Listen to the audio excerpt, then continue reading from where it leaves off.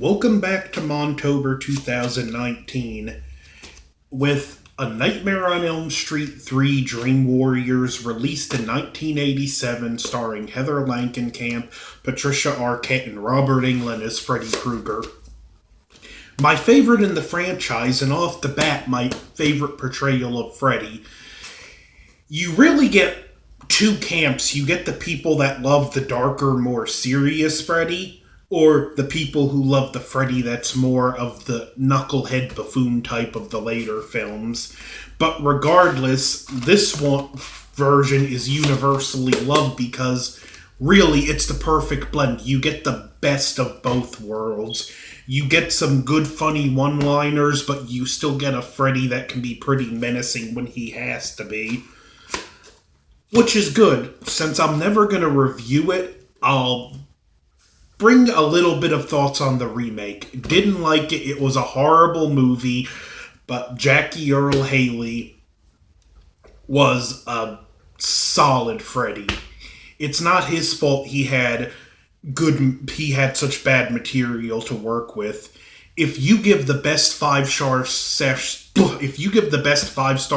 in the world dog food, they're not going to make anything good. And Haley did the best he could with what he was given. I think the most unfair criticism I hear for his portrayal is there was no humor. Guess what? If you've actually watched this movie, the original, that Freddy was pretty dark and humorous. And his portrayal is better than some of the later ones in this franchise. Talking to you, Freddy's dead. But this film follows residents of Springwood Mental Hospital, mainly Patricia Arquette, and they are being stalked in their dreams and picked off one by Freddy Krueger. The cast for this film is phenomenal, characters and acting, whether it's the silent Joey, the recovering drug addict Taryn, I keep forgetting his name, but the kid that loves the Dungeons & Dragons style game, Kincaid, who has some of the best one-liners in the movie,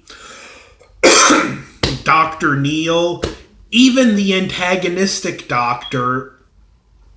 Even if you don't like that character, she's still a good character. She does her job well, and I'll get to my thoughts on her in a second. Even a early appearance by Lawrence Fishburne before he made it big.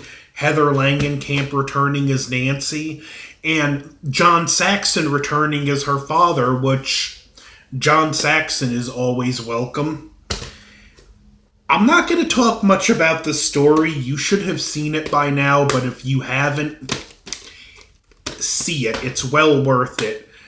This film, like I said, it's easily the best in the franchise and a lot of fun. Freddy can be downright menacing at times, or imposing, like when he takes control of the kid that likes to make marionettes and he brings him to a window and makes him fall.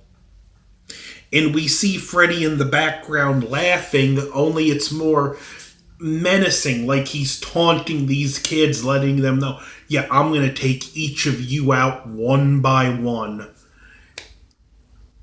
And I love the dynamic of how the characters work. The characters just mesh in this movie. They all mesh, whether it's whether they're arguing or just being sarcastic back and forth, which Kincaid has some great sarcastic lines in there.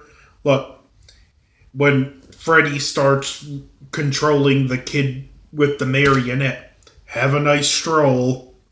Not even thinking anything's wrong, just thinking he's sleepwalking again. And we have the great song Dream Warriors by Dokken, which I'll get to how it's incorporated with the end credits in the end, because this also has my favorite final scene in the franchise. Now, I did mention the one doctor. That's kind of the human antagonist of the story. I'm not going to call her a villain because she's totally unaware, and even if she was told, she wouldn't be willing to believe it, that there is this entity killing the kids in their dreams. She's acting as a clinical doctor, thinking in the physical, thinking in the material, and looking out for the best of her patients, even though what she's doing is really to their detriment. I mean, she has another doctor prescribe the patients a drug that's not approved by the FDA. A kid winds up in a coma after an unauthorized group session. I don't like the character, and it's a testament that she's written that way and the actress makes it work, but this character, in her own way, is looking out for the best interest of the kids, only what she thinks is in their best interest is really in their worst. The character of Dr. Neil, too, is great because through him, we get information about Freddy's backstory. In the franchise, we always get, every now and then, we get something sprinkled in about Freddy's backstory, and whenever we do, it's always something really messed up, and I'm not gonna say it in case you're not familiar, which you should be, but I still want to leave it alone. But it works really well. Heather Langenkamp's relationship with him works really well, and especially their first talk after work, and she drops the hypnosil and he looks it up, and it's a drug for dream suppressant, which when she sees Freddy in a later scene, he's shocked to see her, but it's obvious she always thought in the back of her mind, what if he's not there? So she got on this just in case. The Dream Warriors are all great characters, and I love how they each have their various dream powers, even if some are corny. My favorite character is probably Taryn, the recovering drug addict, and it was hard when she went, because that was one of those characters you want to see make it to the end. In fact, you want to see all of these characters make it to the end, which is a testament to a good horror movie, because you do worry for these characters. But the actress that played Taryn gets fan mail to this day from people who have walked away from drugs telling her how her character has given them the courage to quit drugs. And I can't imagine how awesome that must be to know that you played a role that had that big of a positive impact on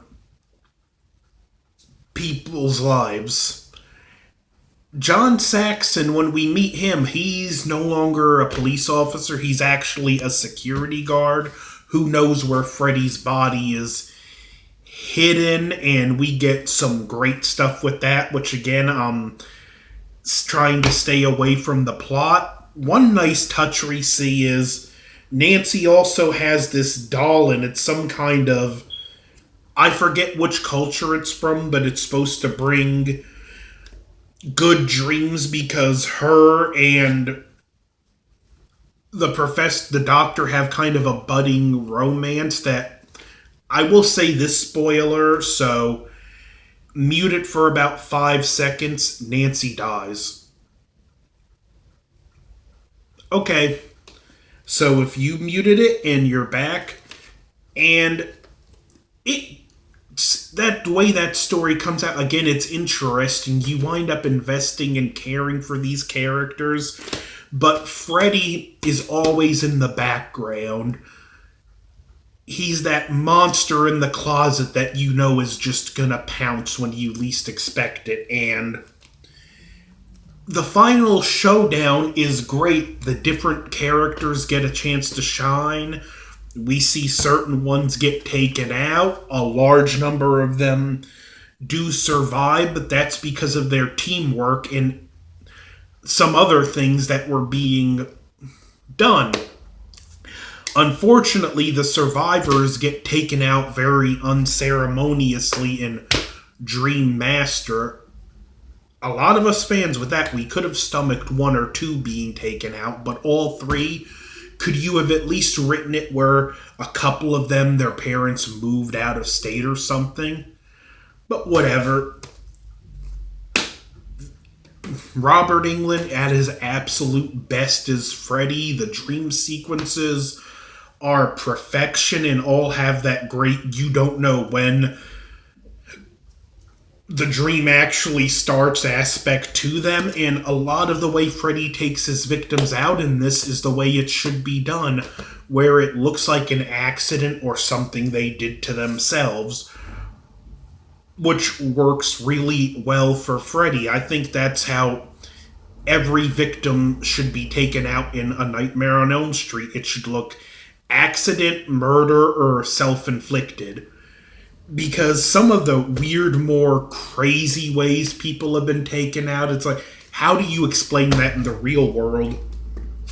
And the ending, my favorite ending sequence in this, it's one of those scenes that'll give you chills, where we see the doctor sleeping, the dream doll of Nancy's, and the paper mache house that the main character Kristen made in the beginning of the film, and the light comes on in the house and it goes into the first notes of Dawkins' Dream Warrior, and it does give you chills. Which Kristen, another great character. She's very acrobatic in her dreams, and she has the ability to pull people in her dreams. This film is just a perfect storm in one of the best horror sequels ever made. And in fact, if I had to choose only to ever watch one of these films again, it would be Part 3. And if you want, this box set's like $24 or something like that, $30 around there at Walmart. I could have gotten the Blu-ray, which was a little more expensive, but the cover is absolutely horrible, and this cover is just so striking and imposing looking, I had to go with it. So, Nightmare on Elm Street 3, The Dream Warriors, I'm going to give an A+ to. It's a undisputed classic of the 80s and the best Freddy ever would be. We never get it quite this good with Freddy again. So don't forget to like, share, comment, subscribe, and stay tuned as Montober continues.